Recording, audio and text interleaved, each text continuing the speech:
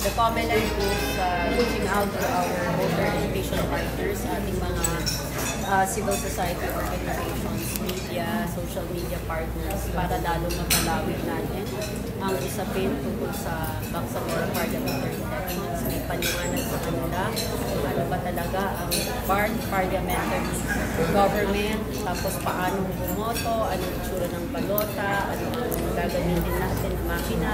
So all these things will be shared sa lahat ng ating voter ed partners na nandito ngayon. Kayong mga imimit pa namin sa mga susunod na consultation sa Sila ng Tawi-Tawi.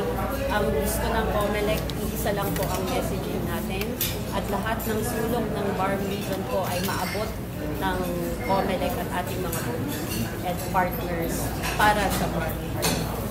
Ilan pa yung target na magiging partners po ninyo? Ano yung kanilang mga role na gagawin dito po sa... As much as we can, sa ngayon kasi we have around 20 who are attending today, and tingnan natin po sa basinan na tabi kung ilan din po ang makaka-join. But ultimately, on August 19, present na ho namin lahat yung mga magiging partners ng COMELEC dito sa Botong Bangsamoro 2025 campaign. Tulad ng katanungan kanina, attorney, meron pa rin mga agam-agam na hindi ho matutuloy.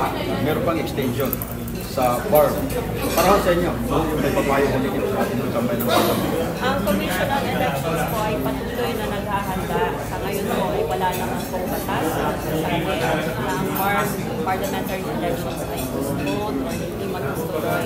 So hanggat wala pong batas, ang COMELEC po ay tuloy-tuloy sa mga voter ed campaign, printing of ballots, lahat po ng mga projects ng Project Management Office natin sa BARM parliamentary elections ay tuloy-tuloy. Ganito mensahe para po sa mga partners niyo at doon sa magiging partners pa ho ninyo at sa mga botante ng Bangsamoro region pagkakataon nito.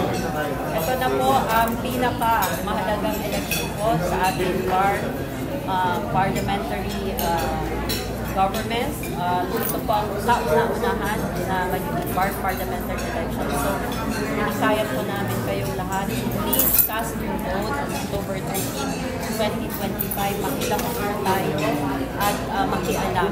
Maraming salamat. Thank you. Thank you.